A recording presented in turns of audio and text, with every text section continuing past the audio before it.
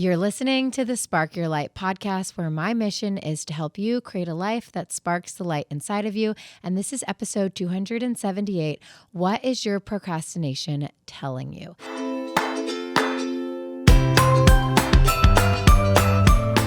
This episode is for you if sometimes you find yourself procrastinating, especially things that are in alignment for you, things that do normally spark your light, and you're wondering, what is off? Maybe there's something recently that you've been putting off that feels like it will move you closer to your goals. And so you're wondering why you're procrastinating. If you can relate to any of that, this episode is going to be really helpful. This episode is inspired by a personal experience I had with procrastination recently. So I was working on a new keynote. I have talked lots on this podcast about how much I was impacted by Michael's hospital stay and the power of hope, and how I'm writing my new book about hope. And so, as it comes as no surprise, I also wrote a new keynote about hope. And this is something that obviously excites me, something that's important to me, something that's in alignment for me. So I was really surprised when I was procrastinating writing the speech. And I had given it once, my first kind of draft of it. And I just thought it was okay. And I really wanted to make some updates. And I had a speaking engagement on a Sunday morning. And the entire week prior, I had just been procrastinating. And it's really sneaky procrastination, because it feels often like there are so many other things we have to do.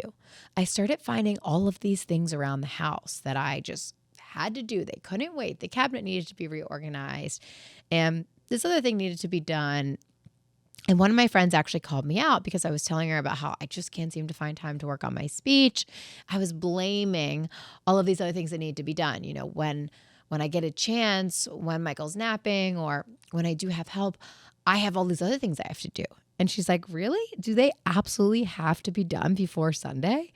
Of course not. They don't. Yet my brain was trying to convince me that these things were more important. It was a mask for the procrastination. And so she asked me, why are you procrastinating this?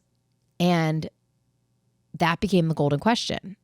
I couldn't figure it out. I didn't know why I didn't want to do this when it was something that I did want to do deep down. It's kind of like when you don't feel like going to the gym, right? Like you might have personal health and wellness goals, and you might want to, on the surface level, exercise, let's say, every day, Monday to Friday. And you might want to make yourself salads for lunches or whatever it is. But then when it comes time to actually getting up when your alarm goes off, to actually prepping this out the night before, you don't feel like doing it, right? And so oftentimes our deep desire conflicts with how we feel in the moment, that short-term instant gratification that we're seeking of sleeping in longer, of not getting off the couch to make the salad, or for me, not doing the hard thing of actually going back in and working on the speech. The fun thing is getting excited about the idea. The hard thing is actually refining it and working on the details of it. So part of it, I thought, was maybe just wanting to avoid doing something hard. So the way that I helped myself through that was a concept I've taught on this podcast before, which I really love. I don't know where I first heard it, but it's something that has stuck with me, and it's something I use very often in my life, and it's pain now or pain later. So basically, any choice we make that is something where we're not doing something that we have to do, we should do, or we want to do, we are either going to experience pain now or pain later. So we can't avoid the pain by not doing it. So let's use the working out example. If you stay in bed and skip your workout, you're going to experience pain at the end of the day when you feel disappointed that you didn't do the thing that you really wanted to do for yourself. And if you do this over time, you're going to experience pain feeling like you haven't met your health goals, you're out of shape, you just feel really unhealthy, you don't feel like your best self, right? You have brain fog, whatever it is. And the same is true, let's say, at night if you don't feel like doing those dishes and you leave them in the sink till the morning. You're going to experience pain later when you wake up in the morning and you have dirty dishes in your sink. So you can choose pain now, which is get up and you're going to experience 2 minutes of pain. And it's interesting too, because sometimes the pain now is shorter. Not always. The dishes, it's the same amount of time whether you do it at night or in the morning. But with the exercise, the pain now is really just getting up early, right? So it's that couple minutes of the actual getting up, which is the most painful. You could maybe argue that you're more tired later in the day, but most of the time, it's that initial getting out of bed that is the most painful part. Whereas this overall feeling that you're not achieving your goals and you're not living a life that is in alignment with the person you want to be and the best version of you, that is much more painful. So it's interesting too to think about, is the pain now going to be worse? And the pain now isn't always about time, like time that I am washing the dishes, but more so feeling how strong is that pain. So for me, the pain of not being prepared for a speech and getting on stage and having no idea what I want to say, or worse, walking off stage and feeling like I didn't do a good job and I wasn't prepared, that would be so much worse than the pain of just practicing and working on it. And so I would ask myself every time I felt the need to procrastinate, every time I came up with something else that needed to be done, pain now or pain later? And I always chose pain now in this situation. And anytime you're procrastinating something that truly is in alignment for you, you'll probably want to choose pain now also. It's not to say that there's never a place for pain later. There's plenty of times that I do leave the dishes for the morning. But I have to say, I'm usually happier 99% of the time when I choose pain now, which is really an interesting concept. So I encourage you to start applying this in your life to all things, but especially with this procrastination bug that you're dealing with right now. And if the answer is pain now, as soon as you answer it, my strategy is just do it. It's sort of like Mel Robbins' 5-second rule where she says, count down 5, 4, 3, 2, 1, and then do it. I just say pain now, and I get into motion, because here's the thing, Newton's law of motion, an object in motion stays in motion. So once you just start doing it, once I sit down and I start working on the speech, I'll probably keep working on it for a couple of hours. And it's not going to feel as hard once I start. Another strategy for this that I remember reading in Atomic Habits is to just ask yourself if you can do a couple of minutes. So this was with exercise James Clear talked about. Can you just start walking on the treadmill for 5 minutes? And usually your answer is yes, I could do 5 minutes. I could move my body for 5 minutes. But then what happens is once you're doing it for 5 minutes, you're like, well, you know what? You're kind of enjoying it, first of all, because you have endorphins and all of the things that come with exercise, all those feel-good feelings. And you think, you know what? I think I could do this a little bit longer. You start to get in the flow. The same is true with creative work or any kind of work. You start to get into the groove. You start to naturally move forward and things start to click into place and feel good. And maybe you start to enjoy the work a bit more, or you don't mind it as much. And you don't mind continuing. So that's another strategy you could try, is just, can I start this for 5 minutes? And these strategies are all really helpful to get you into motion. And that's great. You need to start by getting into motion. But ultimately, what I want you to do is uncover the root cause, because we can put lots of Band-Aids on. And these Band-Aids were very helpful for me, because if I had done nothing at all, I would have really been in a bad place. So just forcing myself to get started. And I had this little saying I would tell myself, I am not forcing myself to be creative or to come up with a solution. I am forcing myself to create space for those things. And that's really important, because you absolutely cannot force creativity. And by the way, if you are doing creative work and you're struggling and you feel like you'd love some kind of creative spark, I highly recommend the book, The Creative Act by Rick Rubin. I am about halfway through the audiobook right now, and it has been so helpful for me. In fact, short little personal case study. Since listening to the first half of the book, in 1 week, I wrote 3 newsletters. Now, to give you context on that, in the past, occasionally I would have really inspired newsletters where I just opened my laptop, random time, had a thought to share, wrote it as a newsletter. But a lot of the time I would think to myself, oh no, it's almost Wednesday. And if you didn't know, my newsletter goes out every Wednesday at 6 a.m. And it's a positive saying, thought, quote, something to really set a perspective for your day, a story that could be inspiring or shift the way you look at something. It's usually something like that. But I would think to myself, oh no, I have to write a newsletter. And I would kind of just force myself to come up with something. Now, I'm happy to do that because I received numerous messages from people saying, this really helped me. This is what I need to hear. And so for me, it's better to show up for my community and share a positive thought or something that can support them as their midweek pick-me-up, as I like to call it, than not share one at all. But I can tell you for certain that my best work, my work that resonates and that lands the most with my audience, is my work that is inspired, is my work that I didn't say I have to write this thing, but that I couldn't wait to pull my laptop out. A lot of times I write it as a note on my phone because I'm out somewhere, I'm on the go, but I have this idea and I don't want to let it slip away because I know that it's strongest and most potent when I first have it.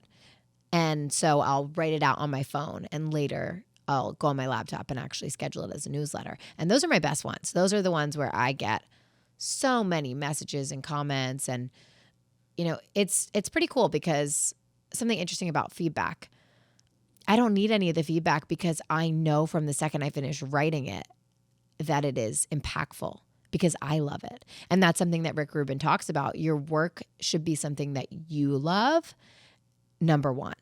And if other people love it, that's nice. But ultimately, it should be something that you love. And so I really started applying these concepts to my creativity, which included creating space for creativity, but not forcing it. So I would sit down and I would just create space for whatever wanted to come in. And to be honest, nothing wanted to come in. So this is where I get to the root of the procrastination. I was sitting down. I was no longer procrastinating.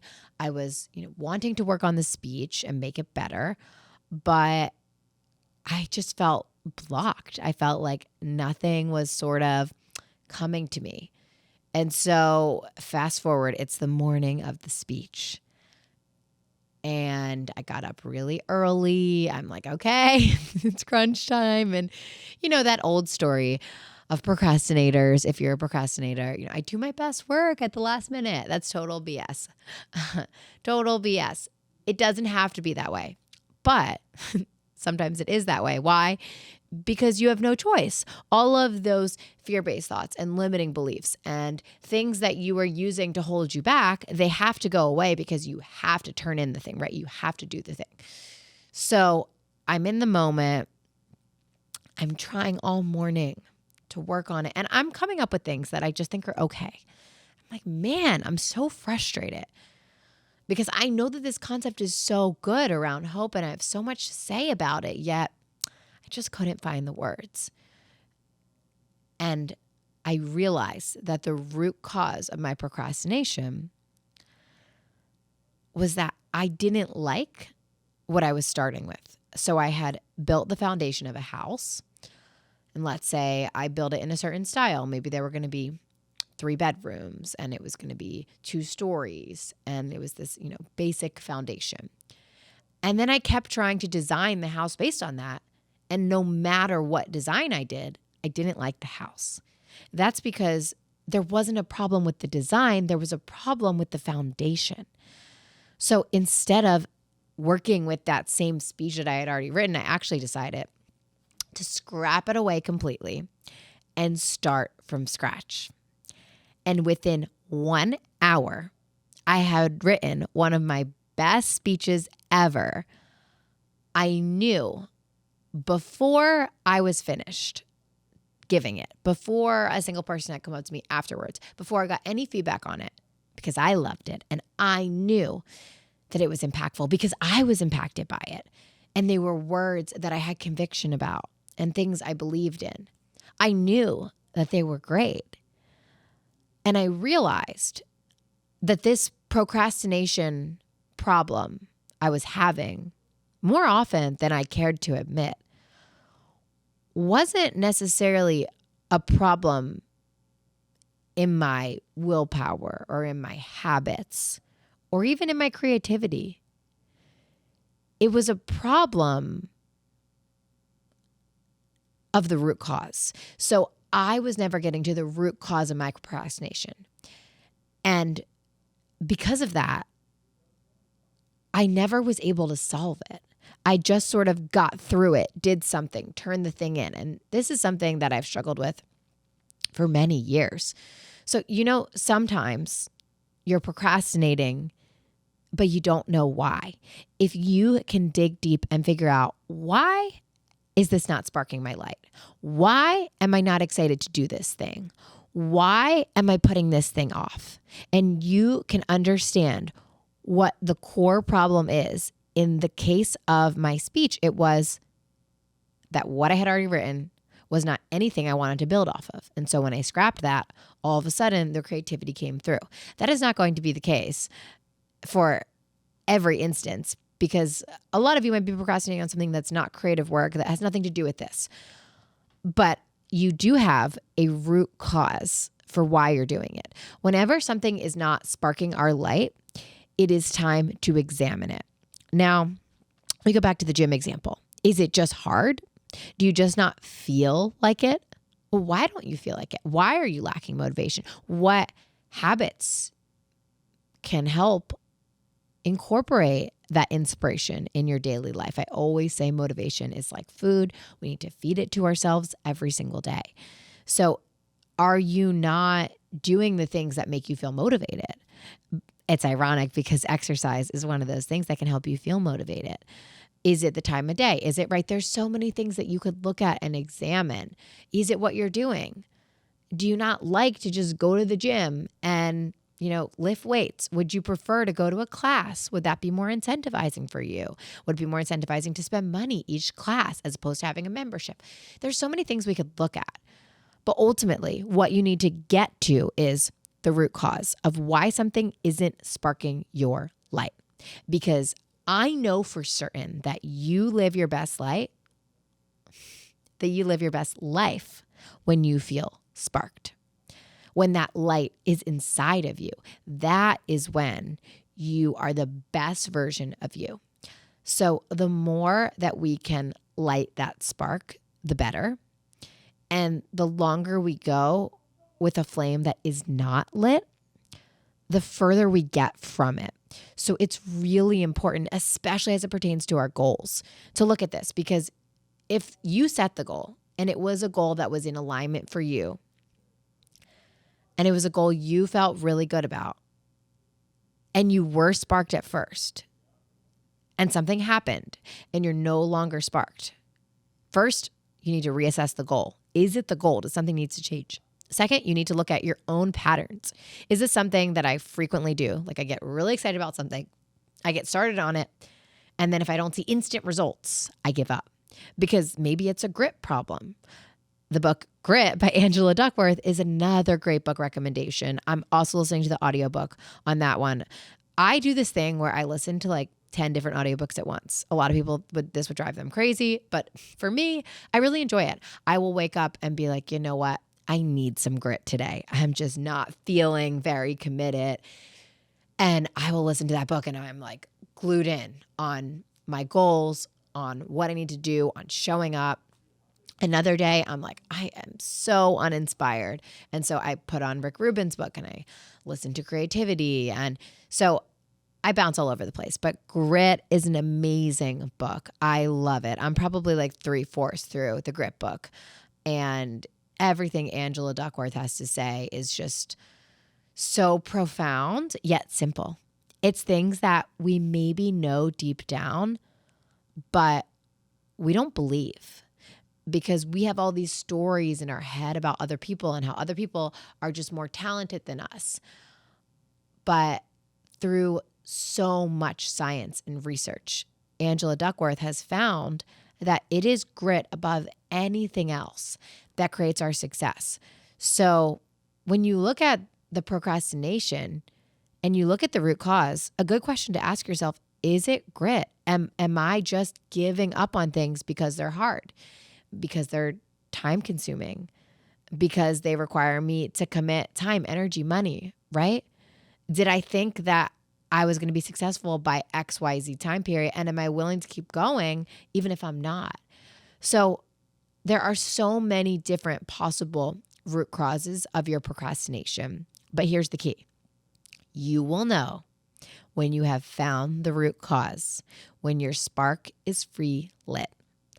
So when you remove it, it will be a pretty instant stream of inspiration. So for me with the keynote, when I decided I'm scrapping this, the ideas flooded my brain. I could not write them down fast enough. And I could not believe how quick I could see that result. So the same will be true for you. If you remove the block, it's sort of like a barricade that's blocking a stream that has a fast flow of water, and the water is bouncing up against it. As soon as you remove it, the stream will just flow naturally on its own. So I want you to dig deep. I want you to journal. I want you to think, maybe to meditate, whatever you need to do to get clear on the root cause. Ultimately, what you need to do is be vulnerable and honest with yourself about procrastination. Look back on your history of procrastination. Look at this specific circumstance and ask yourself when your spark went out, what was happening. It's kind of like detective work. You want to really dig into all of the different components that could be influencing it, because this is the key to your joy every day. If you don't have spark for your goals, you're just existing. So this stuff is so important, and nobody likes procrastinating. It's not fun. It doesn't feel good. We would all feel better if we were prepared and did things that we wanted to do when we wanted to do them. So take the time to dedicate to this. It might not be something that you solve overnight. It might be a process. I am still working on my own procrastination. It is not something that is just, a quick fix. And there's so many factors. I also want to mention, and we'll link this in the show notes, Sam Laura Brown's work, where she connects perfectionism to procrastination and how these two really go hand in hand. And Sam teaches that if we struggle with perfectionism, it's no wonder that we also struggle with procrastination. And so the root cause in that context is solving our perfectionism. And Sam has some really great research on that. And I interviewed her on the podcast maybe like 2 years ago. So I'll link that in the show notes to make sure you have that episode, and also just check out Sam's work in general for more tips on perfectionism. If that's something that as soon as I said it, you're like, oh my gosh, gut punch, that is me. That's something you'll definitely want to check out. So lots of resources, lots of places you can start. As always, what sparks you?